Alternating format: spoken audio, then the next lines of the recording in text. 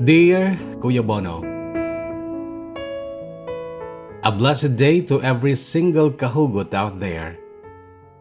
Sana pagbigyan mo ako kung simula pa lang ay nagpapa-shoutout na ako.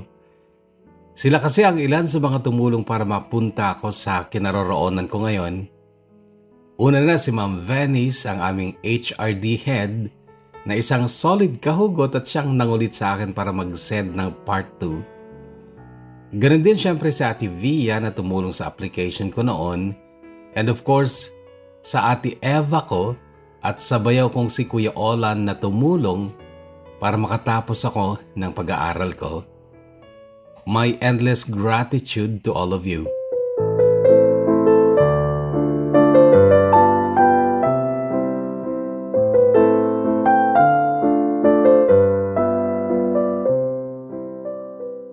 Maagang nabuntis si Ate Eva, Kuya Bono. 2 months before graduation niya sa Tugigaraw, ay binulabog niya kami sa balita niyang buntis siya. Patapos pa lang din ako ng first year sa college dahil nga naghinto ako ng 1 taon. That time ay kina Irvin pa ako nakatira dahil ang mama ni Irvin ang nagpapaaral sa akin. Tinext ako ni Ate Eva nung araw na yon at sinabi niyang dadaanan niya ako at sabay kaming uuwi sa barangay namin. Yun pala, gusto niyang nasa bahay ako kapag i-announce niya na nagdadalang tao na siya.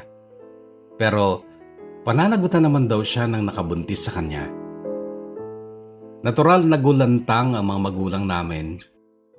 Si tatay hindi nagsalita pero si nanay ang ora mismo ay naghayag ng sama ng loob niya. Andun na yung panunumbat na iginapang daw nila ang pag-aaral ni ate para makatulong sana muna sa pamilya pero agad naman palang mag-aasawa. Makaraan ng 1 linggo, nag-text ulit si Ate Eva at sinabing umuwi ako dahil mamamanhikan daw noon ang boyfriend niyang si Kuya Olan. Pagdating ko sa harap ng aming maliit na bahay ay nadatnan ko ang 2 magagarang sasakyan sa tapat ng bahay. At nakita ko ding may mga taong maaayos ang bihis sa aming bakuran pero hindi sila masasaya. Tumulong lang ako noon kina nanay at Auntie Celia sa paghahanda ng pagkain. Pagkain na hindi naman kinain ng pamilya ni Kuya Olan. Noon pa lang Kuya Bono ay nagkaroon na ako ng negatibong impresyon sa pamilyang pakikisamahan ng ate ko. Mayaman din naman sina Irvin pero sa kanilang pamilya ay si Aya lang ang mapagmataas at insensitive. Pero naisip ko ding mas mayaman siguro ang pamilya ni Kuya Olan dahil parang ang pagtapak nila sa lupa ng bakuran namin noon ay tila nakakadiri para sa kanila. Kaya't hindi nga nila ginalaw ang pagkaing inihanda namin.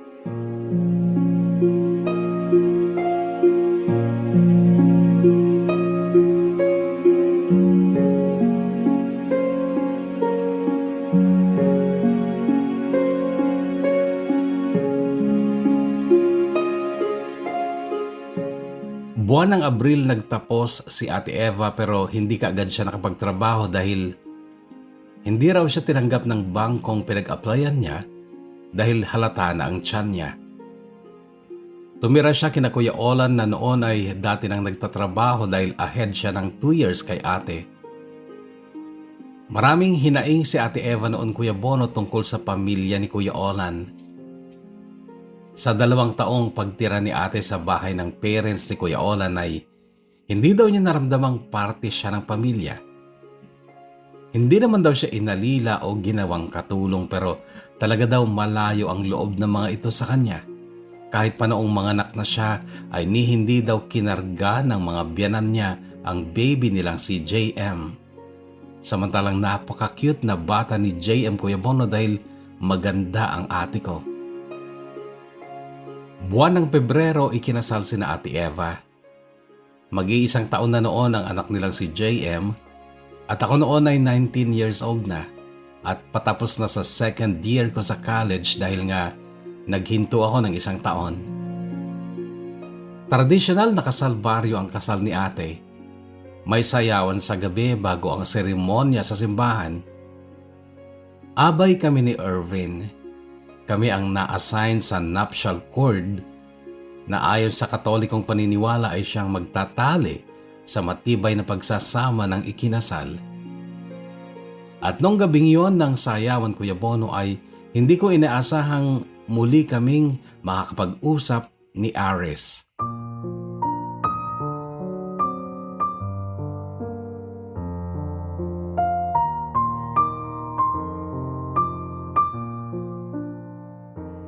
Kasalukuyan ang sayawan noon at ako ang naka-assign sa ingat yaman o tagahawak ng pera.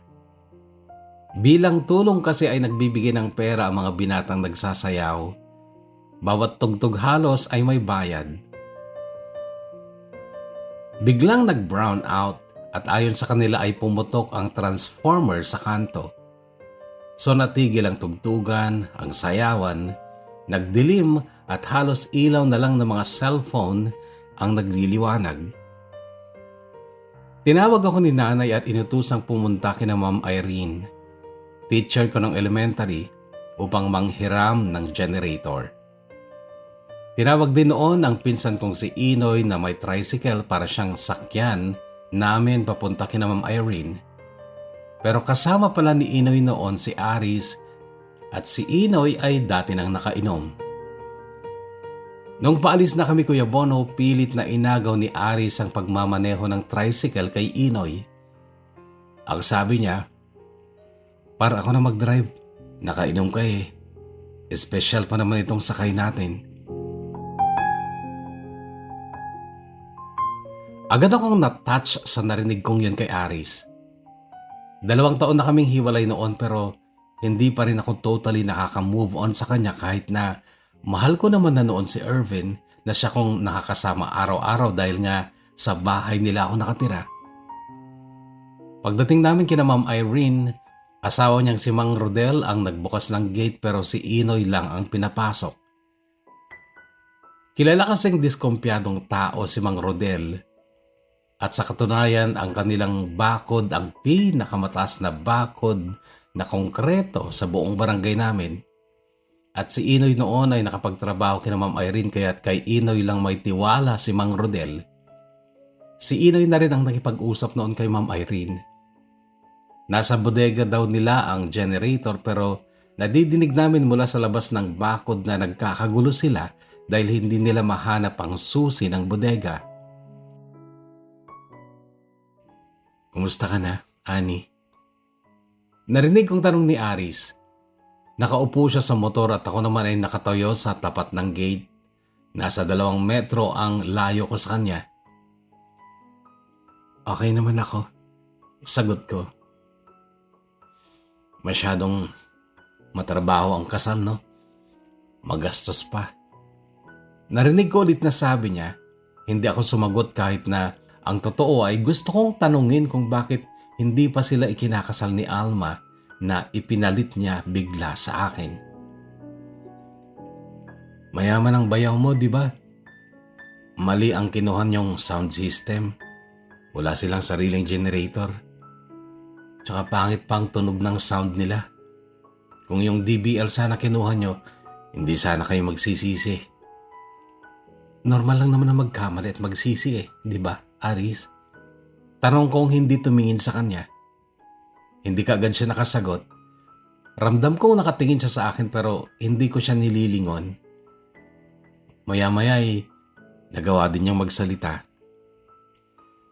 "Oo, normal lang magkamali at magsisi. Gusto mo bang marinig kung paano ako nagsisi, Ani?" "Oo, nagsisi ako na pinakawalan kita pero..." Hindi na ituloy ni Aris ang sasabihin niya dahil bumukas ang gate at iniluwan nito si Inoy. Tinawag ni Inoy si Aris dahil bubuhatin na daw nila ang generator.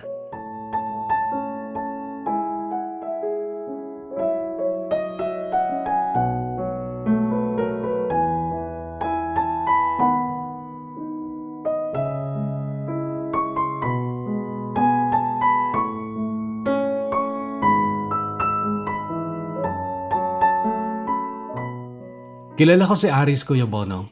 Hindi siya sanay mang-jamming kaya naniniwala ako na nagsisi siya dahil pinalitan niya ako ng walang paalam. Kung sa ibang babae siguro niya yun ginawa, baka isumpa na siya dahil sa matinding pagkasuklam. Pero ako kasi nauunawaan ko siya. Hindi ko alam kung anong tawag doon pero ayaw niyang masaktan at umasa. Dati pa, nasabi niya na sa akin na ayaw niyang mag-college ako sa Tugigraw dahil wala siyang tiwala pero hindi naman daw sa akin kundi sa maaaring mangyari. Baka daw mabaling sa iba ang pagtingin ko. Pero alam mo Kuya Bono, wala na kami ni Aris noong pagpiliin ako ng mama ni Irvin kung saan ako mag-aaral. Kung sa CSU sa bayan namin o sa Tugigraw. Siyempre gusto ni Irvin na sa Tugigraw ako mag-aral para magkasama kami sa biyahe sa mga araw na may pasok. Kasi sa kotse ni Kuya Jason siya sumasakay. Dinahilan ko na lang noon sa mama ni Irvin na mas makakatulong ako sa mga gawain sa bahay kung sa bayan lang ako mag-aaral.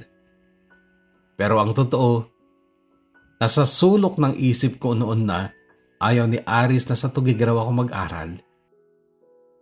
Wala na kami noon pero kinonsider ko pa rin yung ayaw niya.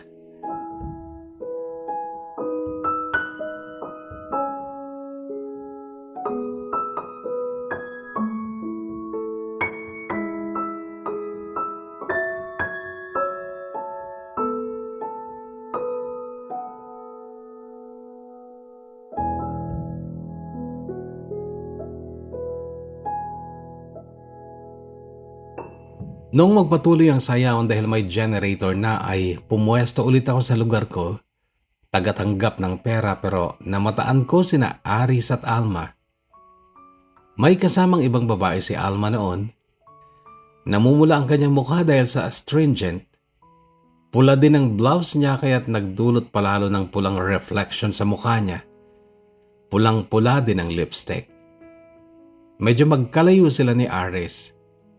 May dalawang tao sa pagitan nila at hindi sila nag-uusap dahil si Inoy naman ang katabi ni Aris.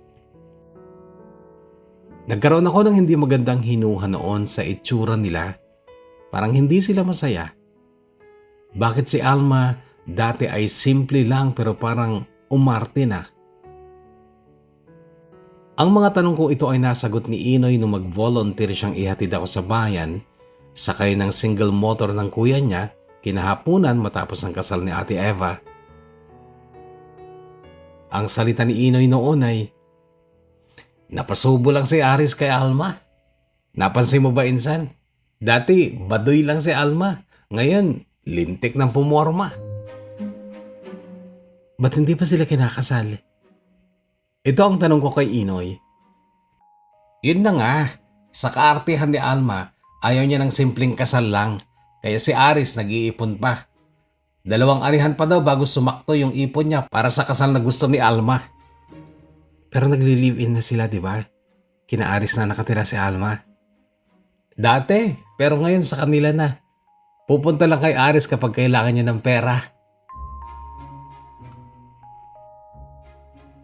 Noon ay naunawaan ko palalo Kuya Bono kung bakit nagsisisi nga si Aris. Pero sabi ko nga, kilala ko si Aris. Hindi niya magagawang hiwalayan si Alma dahil may nangyari na sa kanila. Hindi rin gugustuhin ni Aris maging ang nanay at tatay niya na mapagchismisan sila ng barangay kung sakaling hindi niya na itutuloy ang pangako niyang kasal kay Alma. Kaya tama din ang salita ni Inoy. Napasubo nga si Aris kay Alma at masakit pa rin yun sa akin Kuya Bono dahil hanggang noon ay mahal ko pa si Aris. Mahalaga pa rin sa akin ang pag-ibigan aming sinimulan noon pang mga bata kami. Ang dami-dami naming memories Kuya Bono. At bawat isa nun ay espesyal kong iniingatan sa puso at isipan ko hanggang ngayon.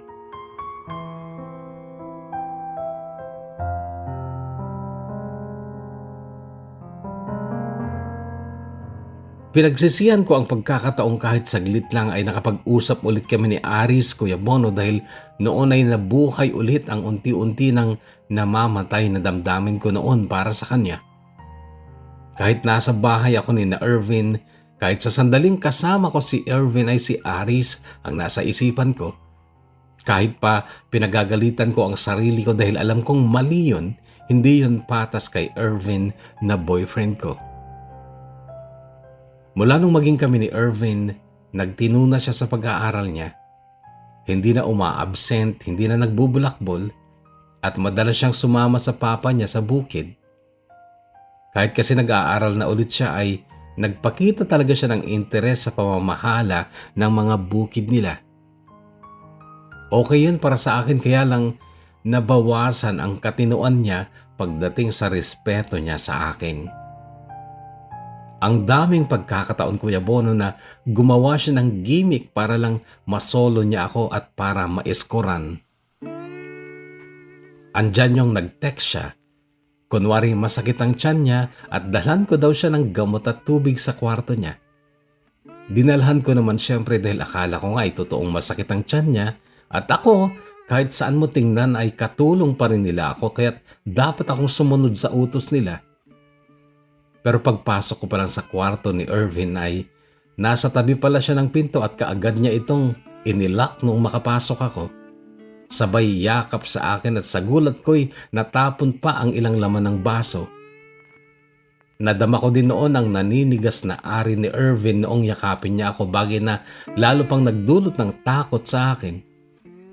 So naitulak ko siya, sabay sunggab sa doorknob ng pinto, pero muli niya akong niyapos. Mabuti na lang at narinig ko ang boses ng mama niya sa labas, tawag ang pangalan niya. Noon, Kuya Bono, ay nakalabas ako, dala ang baso at diatabs. Bakit? Nagtatakang tanong ni Ma'am Esther paglabas ko ng pinto. Maya-maya ay narinig ko si Ervin. Yung gamot ko, Ani. Bago ako muling pumasok ay napasulyap ako sa mukha ng mama niya. Pagpasok ko, nakatayo siya pasandal sa dingding at nakita kong nakaturo pa rin sa loob ng shorts niya ang naninigas niyang pototoy. Mabilis kong ibinaba ang gamot at baso sa gilid ng kama niya, tsaka ako mabilis na lumabas. Anong nangyari sa inyo? Tanong ulit sa akin ng mama ni Ervin. Masakit daw po ang tiyan niya. Sagot ko, tsaka ako dumiretso sa hagdan kahit noong palayo na ako'y alam kong nakatingin pa rin sa akin ang nagdududang reyna ng tahanan.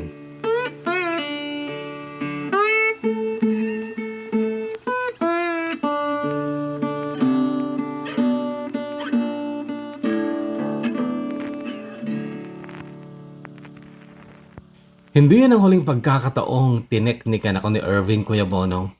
May 4 na beses pa na iba-iba ang paraan. Pero sa lahat ng iyon ay bigo siya dahil kahit mahal ko na rin siya ay ayoko pang bumigay.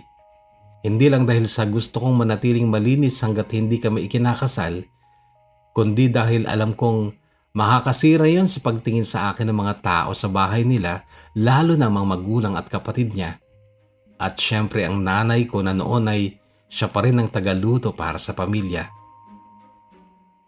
Sumuko si Ervin sa hangarin niyang maiskoran ako. Hindi na rin siya nangulit na mag-date daw kami. Ang plano niya noon ay kunwari papasok siya sa school niya sa Tugigaraw. Sasabay siya kay Kuya Jason pero hindi talaga papasok. At ako naman daw ay hindi rin papasok at babiyahe ako ng Tugigaraw para doon kami mag-date. Manood lang daw kami ng sine, maglilibot.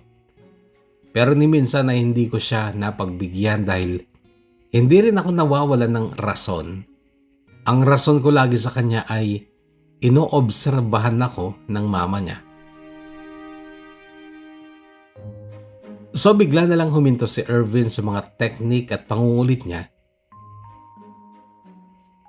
Bakasyon na noon, incoming 3rd year na ako sa susunod na school year. Bigla na ring umiwas si Ervin sa akin at nagsimulang bumarkada.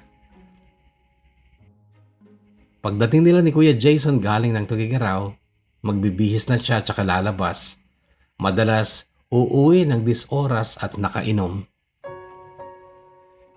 Mula nung bumalik siya sa ganong gawain, ay inasahan kong guguluhin niya ako sa gabi pagdating niya, gaya ng dati ay magpapaluto siya kunwari. Pero hindi na rin niya ginawa. Bagay na hindi ko alam kung dapat kong ipagpasalamat o dapat kong ikakaba. Dahil iniisip ko ding baka ayaw niya na sa akin, baka may iba na siya.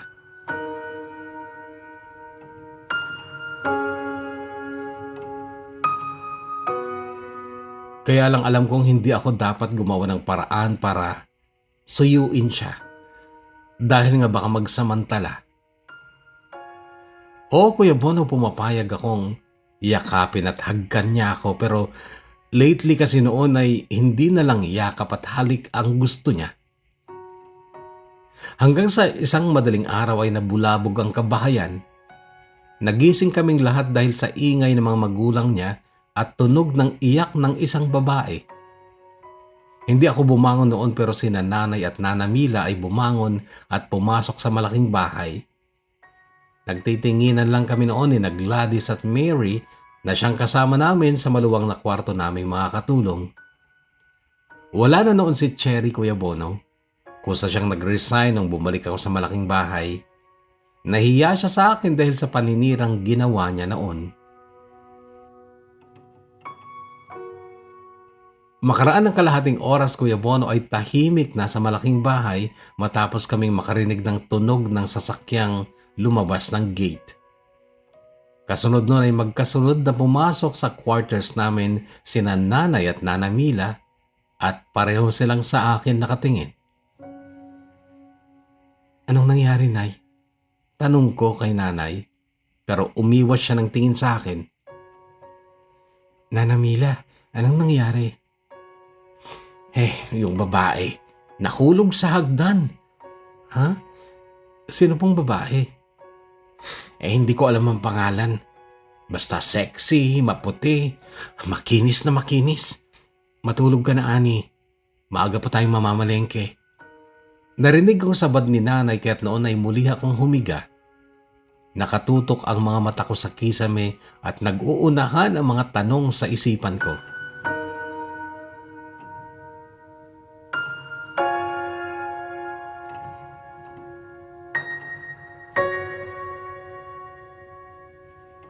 Hindi na ako nagtanong pa kina Nanay at Nanay Mila, Kuya Bono, dahil masama ang kutob ko. Isa pa, ramdam kong ayaw nilang magkwento sa akin.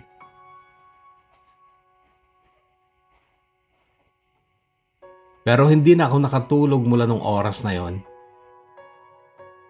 Pasado 4:00 pa lang ng umaga ay bumaba na ako ng higaan ko. Pumasok ako sa malaking bahay at nagsimulang mag-check sa ref at pantry kung ano ang mga kulang at kailangang isali sa bibilhin namin ni Nanay sa palengke. Mula kasi nang bumalik na si Nanay sa malaking bahay at nag-stay in na rin ay siya na ang taga-palengke kasama ako. Naglilista pala ako ng mga bibilhin nang marinig ko ang tunog ng whistling kettle o painitan ng tubig na sumisipol sa dirty kitchen. Paglabas ko ay nakita ko si Nanay at nagtitimpla na ng 2 mug ng kape. Umupo din ako doon. Mag-alas 5 pa lang noon at masyado pang maaga para mamalengke. Walang imik si Nanay bago humigop ng kape, pero nakatingin ako sa kanya at iniisip ko kung dapat ako magtanong ulit tungkol sa nangyari kagabi. Kung sino ang babaeng nahulog sa hagdan at kung sino ang kasama nito. Pero sa totoo lang may kutob na ako. Nakasama ni Irvin ang babaeng yon dahil si Kuya Jason ay never naging babaero. Pero bago pa ako nakapagsalita nung moment na yon na magkahanap kami ni Nanay, ay tumunog ang busina ng sasakyan sa gate at bago pa ako nakatayo ay, "Ako na," sabi ni Nanay at halos tumakbo patungo sa gate upang buksan ito. Hindi ko alam kung sino ang dumating at kung bakit sa ganong oras dumating. Pero nagulat ako nang makita kong hindi lang si Nanay ang bumalik sa dirty kitchen kundi ang mama at papa ni Irvin at pareho silang sa akin nakatingin. Noong kaharap ko na sila ay tumayo ako bilang paggalang dahil nakatayo din sila. Maya-maya pa ay, "Ani anak," imik sa akin ng mama ni Irvin. "Po, hindi madali sa akin to kasi Ako ang pumilit sa'yo noon na bumalik ka dito dahil kay Erwin.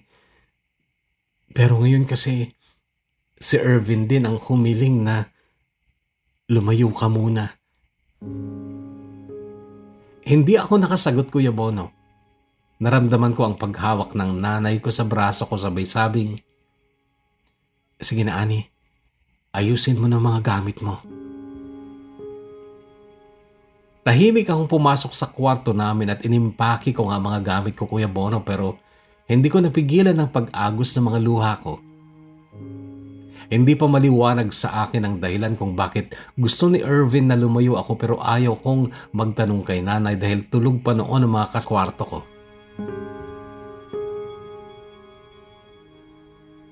Bitbit ko ang malaking bag ko nung lumabas kami ni nanay ng malaking bahay. Sabay kaming lalakad patungong palengke. Mamamalengke siya at ako naman ay maghihintay ng tricycle mula sa barangay namin na siyang sasakyan kong pauwi sa tatay ko. Pero habang naglalakad kami ni nanay ay nagsimula siyang magkwento.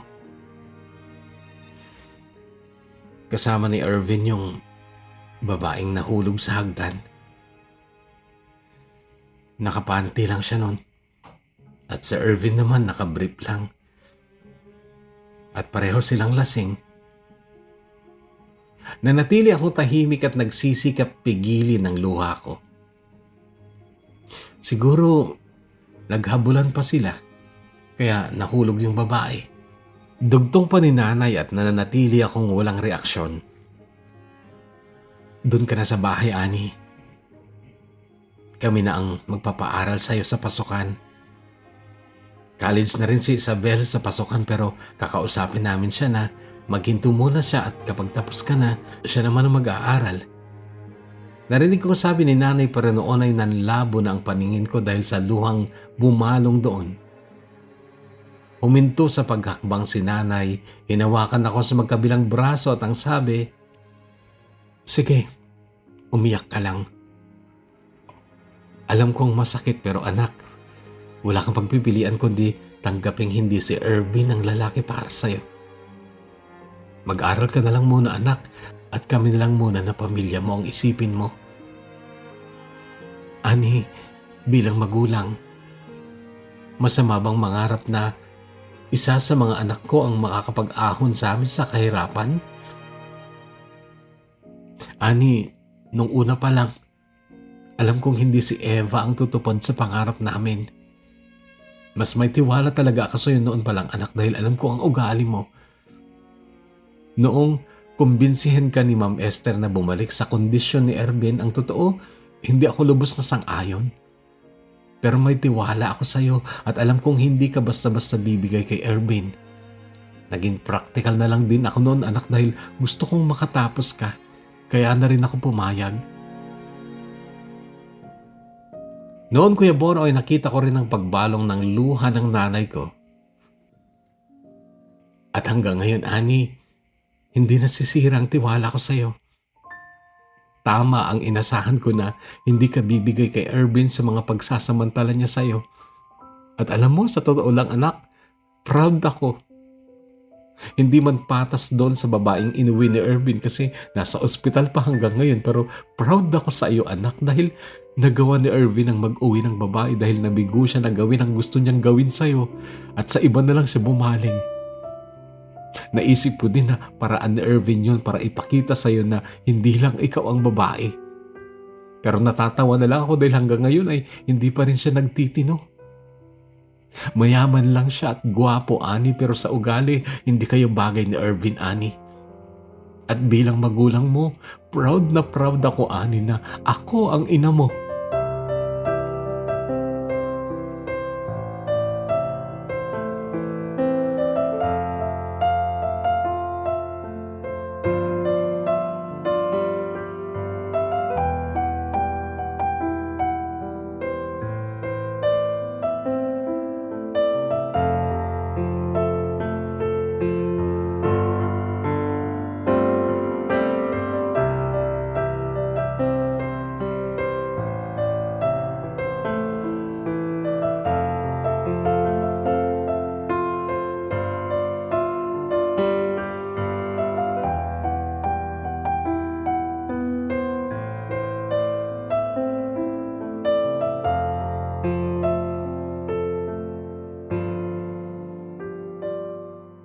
Kadalasan noon Kuya Bono tuwing summer vacation ay anihan din sa amin.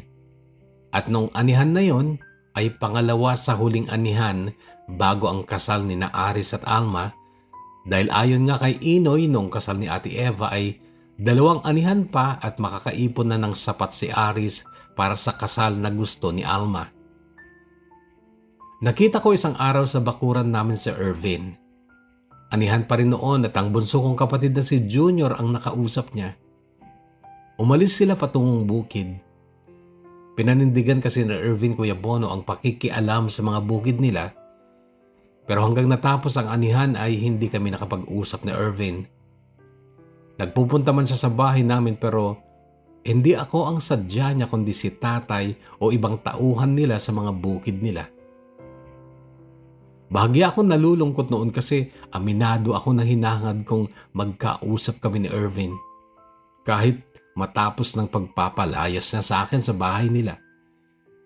Nakakainis man Kuya Bono pero nasa akin noon ang pag-amin na kung kailan nagkakalabuan kami ay tila lalo pa siyang napapamahal sa akin. Nasa akin noon yung pag-udyok ng damdamin ko na dapat ipaglaban ko siya. Habang iniiwasan niya ako ay siya namang paghangad ng puso ko na sana magkaayos pa kami.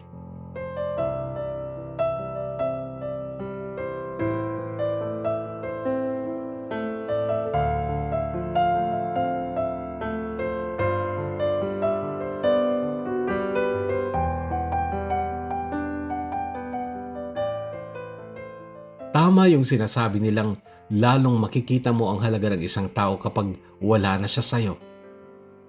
Ramdam ko yun Kuya Bono pero mali din kasi na ako ang gumawa ng hakbang para magkaayos kami. Kasi babae ako at wala akong kasalanan. Kaya wala akong ginawa kundi umasa na lang na sana isang araw ay kausapin niya ako kahit sa text o call man lang.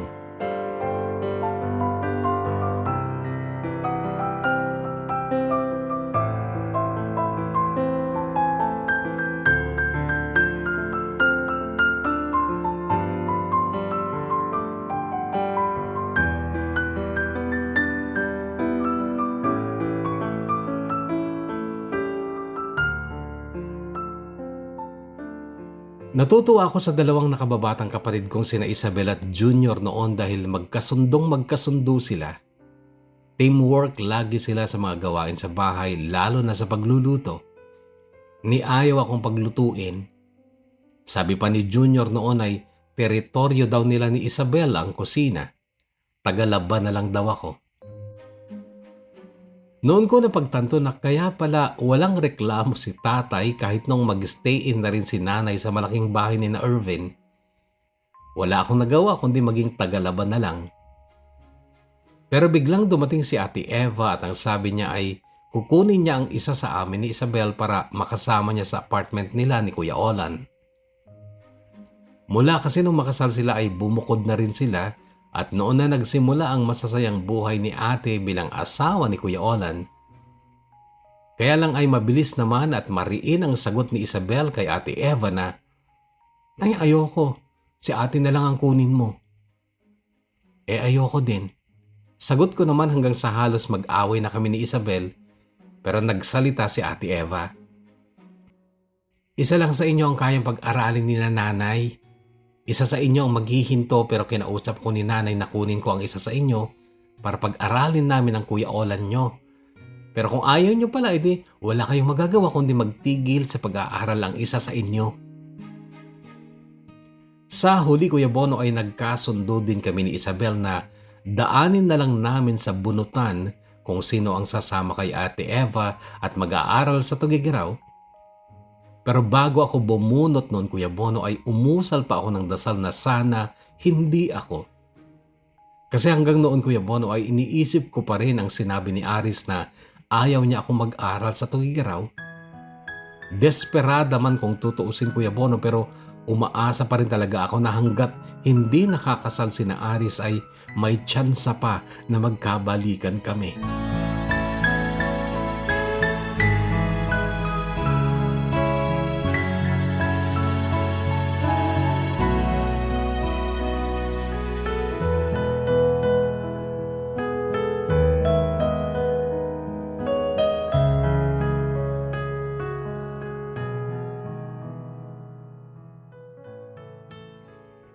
Alam mo, Ani, ang natutunan ko sa pag-ibig ay hindi tama na puro puso ang pakikinggan. Dapat balanse, 50-50. Matuto kang mag-isip, huwag lang puro daing ng pag-ibig. Ganito ang eksaktong salita ni Ate Joanna na kaklase ko nung high school, though hindi kami naging close noon pero naging best friend ko siya later on dahil naging kaklase ko noong ma-transfer ako sa CSU sa Tuguegarao. Mas matanda ng 5 taon sa akin si Ate Joanna. Nung 4th year kami sa high school, may anak na siya dahil nabuntis siya ng lalaking minahal niya pero iniwan lang siya. Isa si Ate Joanna sa mga adik sa programa mo noon sa Radyo Kuya Bono kaya malalim siyang humugot pagdating sa pag-ibig. Nasabi niya yon dahil naikwento ko sa kanya ang tungkol kina Ervin at Aris at hayagan siyang tumutol na isipin ko pa rin si Aris. Hindi siya masamang babae, Kuya Bono, pero ang gusto niyang tumbukin ay maging practical din ako. Sa una lang masarap ang pag-ibig, Ani. Kapag may anak ka na, hindi na lang sarili mong pangangailangan ang isipin mo kundi pati ang anak mo. Kapag wala kang pera o kulang ang pera mo dahil mahirap lang ang asawa mo, lalamig ang dating mainit na pag-ibig. Maniwala ka sa akin dahil napagdaanan ko na yan. Gusto kong gumanda ang buhay namin ng anak ko, Ani, kaya dinedma ko na lang ang mga pangbabash sa akin ng mga tao na ang tanda ko na pero nag-aaral pa rin ako. Maganda ka, Ani. Isa nga sa mga crush ko noon sa'yo nagkaka-crush. Kaya gamitin mo ang kagandahan mong yan para makabingwit ng lalaking kaya kang bigyan ng magandang buhay. Kalimutan mo na si Aris na magsasaka lang naman. Sorry ha, hindi sa minamaliit ko ang mga farmers dahil magsasaka din ang tatay ko. Pero hindi nagbabago ang gobyerno, Ani. Pamahal ng pamahal ang mga abono pero ang presyo ng palay hindi tumataas kaya mga magsasaka mananatiling mahirap. Kung ako sa'yo, kung may option ka, huwag kang pumili na magsasaka lang. Naisip ko, Kuya Bono, na kahit makatapos ako at makapagtrabaho, ayaw pa rin naman ni Aris ng ganon. Yung tipong parang ako ang mag-aahon sa kanya. Yung mas malaki ang kita ko kesa sa kanya. Ma-pride kasi si Aris, Kuya Bono. Masyadong mahalaga sa kanya ang dignidad niya bilang lalaki. Kaya oo, Kuya Bono, kahit masakit sa akin ay winaglit ko na lang sa isipan ko ang pag-asang pwede pa kaming magkabalikan ni Aris.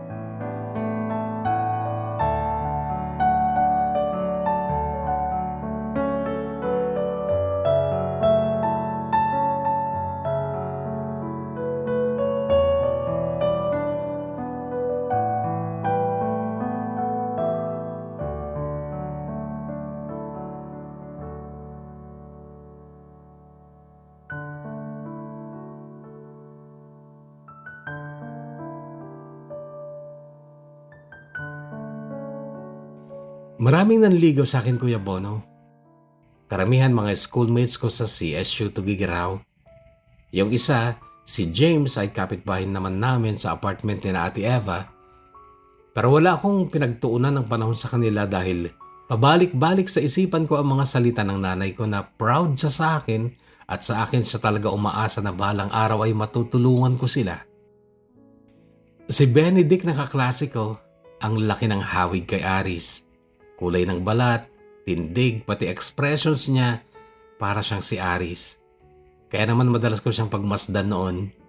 Isa siya sa nagtangkang manligaw sa akin pero kinaibigan ko lang din. Pagkatapos ng first semester ko sa Tuguegarao, same break na, October, at panahon din yun ang anihan para sa second cropping. At matapos ang anihan na yun ay kasal na ni Aris. Dahil sa break ay nakauwi ako sa amin at hindi ko inaasahang isang gabi, Kuya Bono, ay makikita ko sa bakuran namin si Aris. Nagkatitigan kami noong may ilang metro ang layo niya sa akin pero marahan siyang lumapit at ang sabi, "Pwede ba kita makausap?" Pinatuloy ko siya, Kuya Bono. pinaupo sa dulo ng mahabang monoblock na upuan sa parang balkon namin. Umupo naman ako sa kabilang dulo nito. Ikakasal na ako sa linggo. Narinig kong sabi niya, kasunod nun ay katahimikan. Ikakasal na ako pero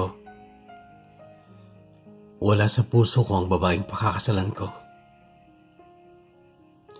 Naunawaan ko na ngayon, Ani, kung bakit kailangan ding mag-aral ang isang tao para hindi maging bobong kagaya ko. Naging makitid ang utak ko. Bakit ako naniwalang magagaya ka sa iba na mababaling sa iba kapag nalayo? Pinalitan na lang kita ng basta-basta. Napakabobo ko. At oo, Ani, nagsisisi ako. Pero sa bawat araw mula nung pinabayaan na kita, hindi ka nawala sa isip ko. Araw-araw, oras-oras sinisisi ko ang sarili ko. Bakit kita pinakawalan? Bakit ikaw na minahal ko mula nung bata pa tayo ang hinayaan kong mawala sa buhay ko? Araw-araw, Ani, habang nasa bukid ako, sa kubo, habang nakikita ko yung mga puno na itinanim nating dalawa, naaalala kita. Malalaki na sila. Yung iba, namumunga na. Natatandaan ko yung sabi ko sa'yo noon, para may aakyating puno ang mga magiging anak natin. Pero napakatanga ko dahil hindi manggagaling sa'yo ang mga batang aakyat sa mga punong yon. Buntis na si Alma. Kaya kailangan na rin talaga namin magpakasal. Hindi ko na rin siguro kailangan sabihin hanggang ngayon mahal pa kita. Pero ngayon ko palang lubusang tatanggapin na hindi ka talaga para sa akin. Kasalanan ko, Ani. Kasalanan ko. Pero kung pwede lang sana, Ani, maging matalino ka sa pagpili ng lalaking mamahalin mo. Gusto ko, Ani, na maging maligaya ka sa buhay mo. At ako, paninindigan ko na lang to. Balang araw siguro kapag may mga anak na ako, makakalimutan ko din na minsan sa buhay ko, nagawa kong maging bobo dahil sa pagpapabaya sa napaka-espesyal na babaeng kagaya mo. Masakit to, Ani, pero alam ko, masasanay din ako. Mag-iingat ka palagi. Tuparin mo ang mga pangarap mo. Patawad sa mga pasakit na dinulot ko sa'yo. Pero salamat sa lahat ng alaala mo. Habang buhay kong iingatan to sa puso at isip ko. Magkaanak man ako ng 10. Alam kong hindi ka kailanman mawawala sa alaala ko.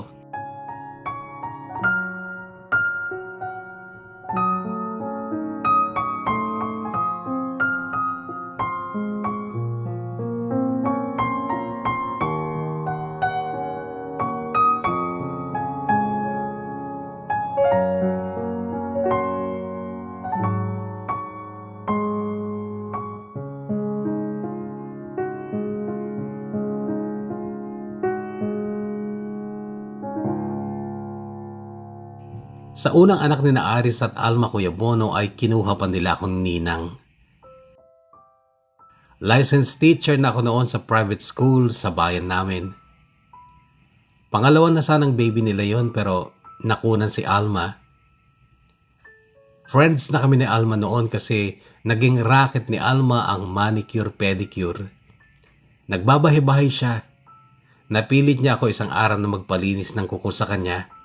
Linis lang kasi pangit sa isang teacher ang naka-manicure. Nakilala ko siyang mabuti nung araw na yon na nilinisan niyang kuko ko. Kwento niya, nung hindi pa sila kasal ni Aris, pinilit daw niyang pantayan ang kagandahan ko kasi ramdam daw niyang hindi pa ako nabubura sa puso ni Aris. Napapansin daw niya ang palihim na sulyap sa akin ni Aris noon, bagay na ikinai-insecure niya.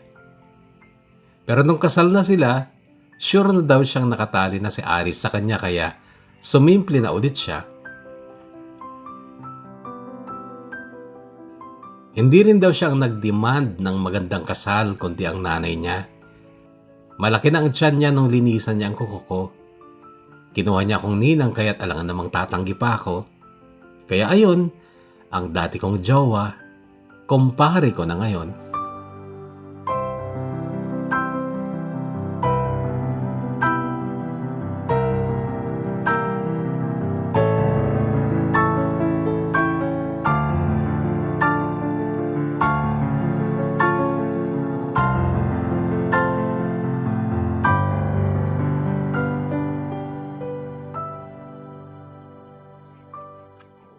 Isang taon lang ako nagturo sa private elementary school sa bayan. Nakilala ko si Ate Via na sandali ding naging co-teacher ko. Umalis siya noon para lumipat sa Maynila. After a year, inaya ako ni Ate Via sa pamamagitan ng text na mag-apply sa school nila sa Maynila. Malayong mas malaki ang sweldo, kompleto ang benefits, maganda ang facilities at high standard ang teaching. Isa si Irvin sa mga dahilan kung bakit nag-decide akong umalis at pumunta na lang sa Maynila. Madalas siyang pumunta sa bahay noon. Pero yung hindi ko mabasang titig lang niya ang madalas mamagitan sa amin. Ayaw niya akong kausapin. Kung sinong kasama ko sa bahay, iyon ang kakausapin niya. Sa mga titig ni Irvin, ramdam ko na parang may gusto siyang sabihin na hindi lang niya masabi. At Kuya Bono, gusto ko siyang bumalik sa akin. Mula nung ikinasal na si Aris, lalong umigting ang hangarin ko na sana balikan ako ni Irvin. Namimiss ko siya, pati ang mga halik at yakap niya. Kaya lang ay ayaw niyang lumapit sa akin. Umalis ako ng Cagayan na hindi kami nakapag-usap ulit ni Irvin.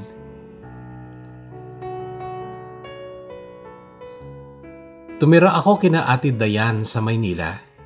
Siya ang panganay na kapatid ni na Inoy at Boyong at noon ay may asawa at anak na si Ate Dayan. Nung lumuwas ako ay sinabi niyang humingi ako ng bigas sa nanay niya. Nagbigay sila ng kalahating sako. Inihatid ako ni Inoy noon sa highway at ang kalahating sakong bigas ay isinakay sa estribo ng bus. Pagdating ko ng Maynila, agad akong pinagpahinga ni Ate Dayan sa kwartong ibinigay niya sa akin. Simple lang ang bahay nila. Dikit-dikit ang mga bahay doon pero hindi naman squatter. Kaya lang mainit talaga. Biglang pumasok si Ate Dayan sa kwarto at ang tanong ay, "Ani, sino si Ding?" Nagtaka ako noon pero kaagad din niyang inabot sa akin ng isang papel. Isang pilas ng notebook na may nakasulat na, "Ding, pakitextan mo si Maika. Baka sakaling mag-reply sa'yo. Eto ang number niya."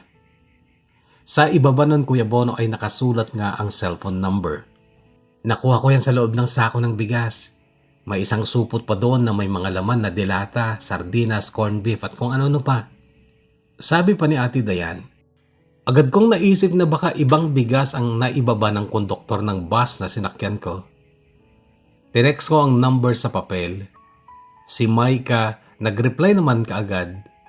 Tatawagan daw niya si Ding na pinsan niya para siyang kumuha ng bigas at ibabalik din niya ang bigas para kay Ate Dayan. Kinabukasan, Kuya Bono, ay dumating nga si Ding. Alas 9 ng umaga na paalis na rin ako dahil magkikita kami na Ate Via na siyang mag-guide sa akin sa application ko sa school nila. Ako ang hinanap ni Ding kaya't ako ang humarap sa kanya. Matangkad siya, Kuya Bono, at may itsura. Kay ganda ng ngiti at boses niya. Ayon sa kanya ay nagpunta siya ng Maynila para magtrabaho dahil kapapasa lang niya ng board exam. Kasama daw niya sa apartment ang mga pinsan niya at kapatid niyang taga Isabela din. Kaya siya pinabaunan ng bigas ng lola niya. Siya pa daw kasing bibilhin nila. Nagpalitan nga kami ng bigas nung araw na yun, Kuya Bono. At nagpalitan din kami ng text nung mga sumunod na araw.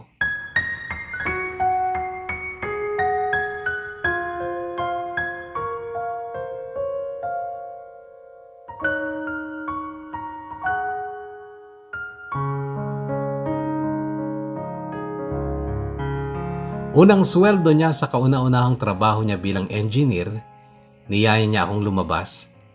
Pumayag naman ako pero that day din ang aming friendly date ay nagsimula na siyang manligaw.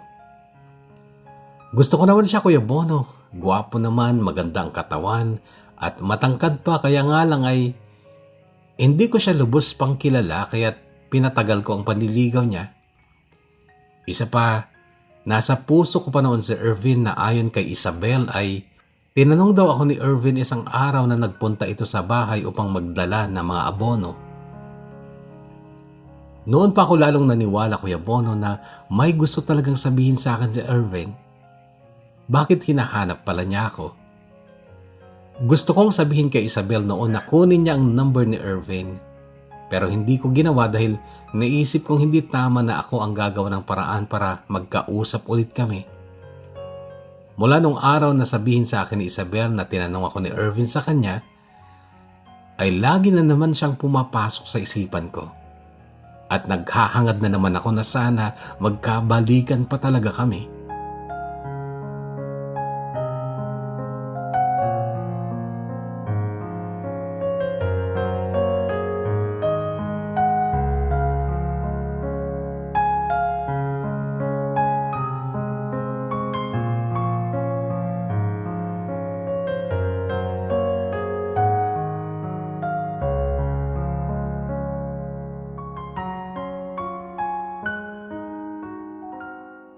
Naunang umalis ng bansa si Ate Via papunta dito sa South Korea dahil kaibigan niya si Ma'am Venice na head ng HR ng International School dito sa Pohang, South Korea.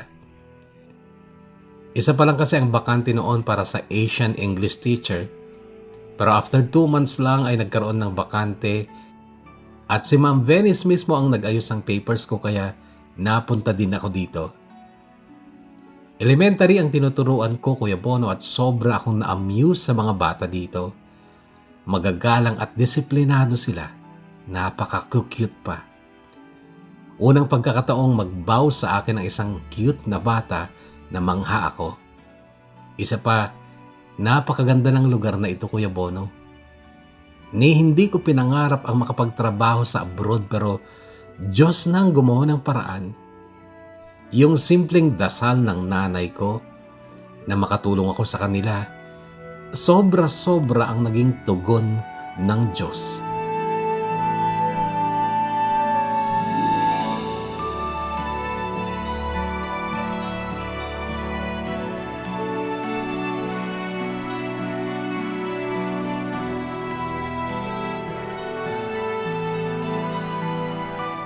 Makaraan lang ng 1 taon ko dito, Kuya Bono, ay nakaipon na ako ng sapat na pera para mapatayuan ng bahay ang nanay at tatay ko.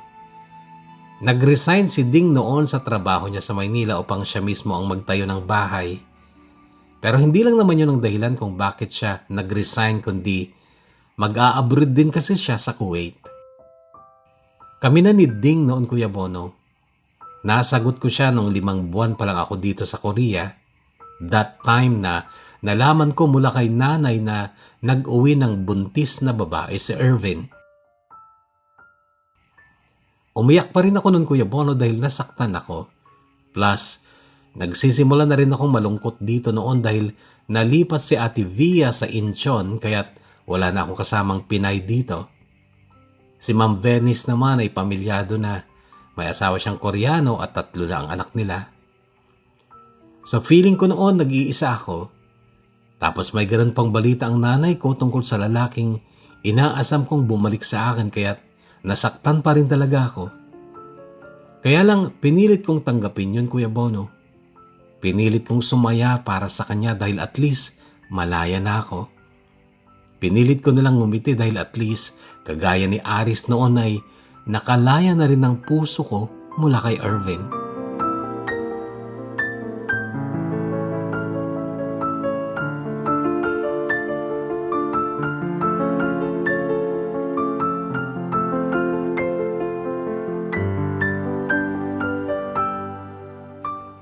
Noon ko na rin sinagot si Ding, Kuya Bono. Alam ko kasing determinado siyang mapasugot ako dahil gumagastos siya ng malaking pera na pang-load para makausap ako lagi. Taong 2013, matapos ng 3 taon ko dito sa Pohang, ay umuwi ako dahil noon ay mamamanhikan na sina Ding. Isang jeep silang dumating, pero pamamanhikan pa lang ay may dala na silang baboy na sila din ang nagkatay at nagluto. May mga dala silang napakaraming kahoy na panggatong at malalaking talyasi. May dala pa silang isang kaban na bigas samantalang isang araw lang naman sila kakain sa amin. Magsasaka din ang pamilya ni Ding Kuya Bono, pero napakababait nila. Hindi ko naiwasang mapaluhan noon sa napakabuting pagtrato nila sa amin. Kung gaano kabait ni Ding, ganon din ang mga magulang at mga kapatid niya. Kaya wala akong duda, Kuya Bono, na tamang lalaki ang regalo sa akin ng Diyos.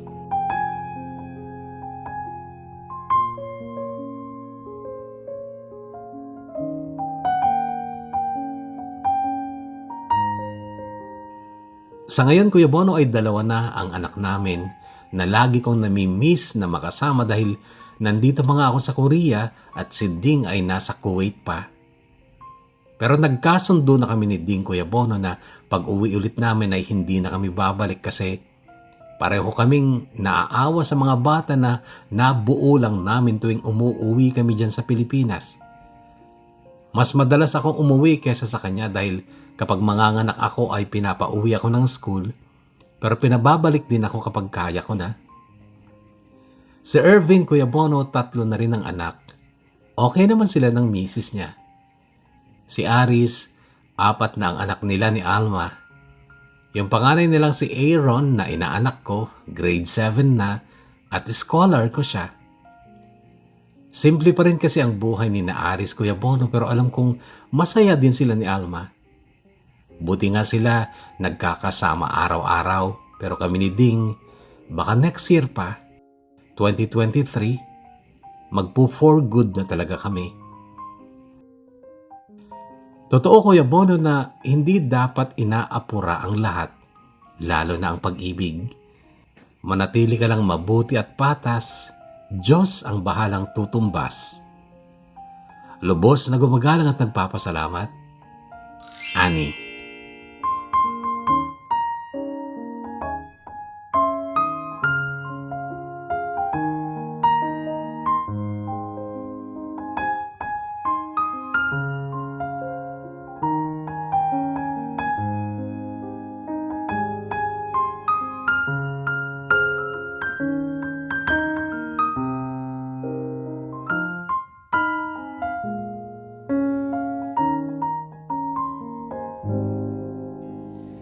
Lagi akong humahanga sa mga babae na nagpapakababae.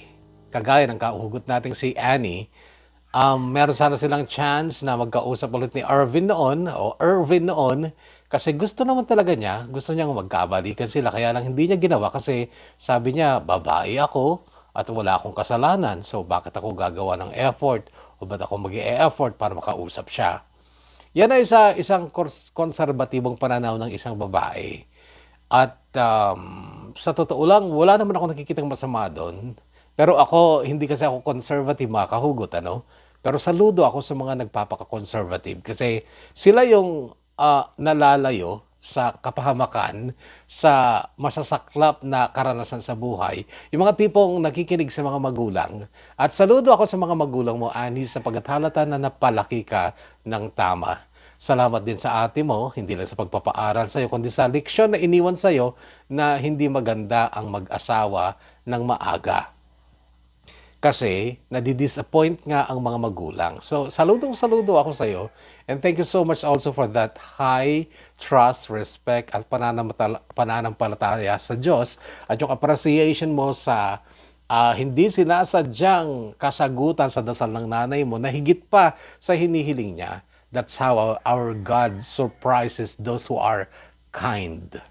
Congratulations. Wala akong masabing negatibo sa'yo. Pasensya na.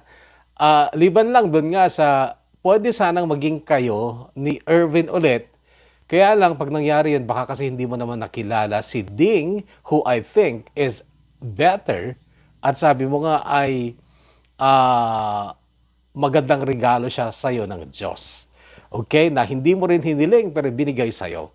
At saka taga sa Isabela yan. Kapag taga Isabela kasi ay nasingpet, nagagat, nanakom. Joke lang mga kahugot. Joke lang po yun. At so, God bless sa'yo, kahugot na ani sa asawa mo din at sa buong pamilya mo. Maraming salamat sa pagbabahagi mo ng iyong napakagandang kwento ng buhay at pag-ibig. Perfect for the first week ng January 2023. Salamat! At ngayon sa ating mga shoutout, nanguna sa part 1 ng kahugot natin si Annie ay si Annie Dolalas TV. Shoutout to you.